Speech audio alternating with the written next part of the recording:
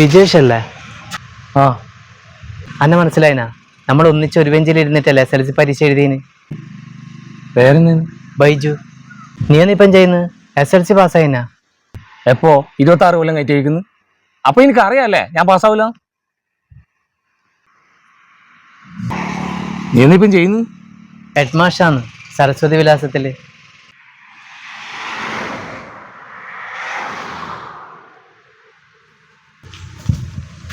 ഇങ്ങോട്ട് വന്ന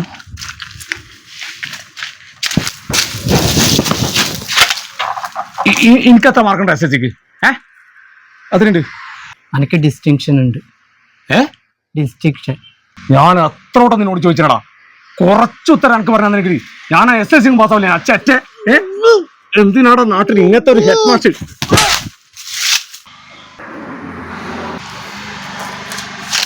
നീ എന്തിനാണ് എന്നെ അടിച്ചേ?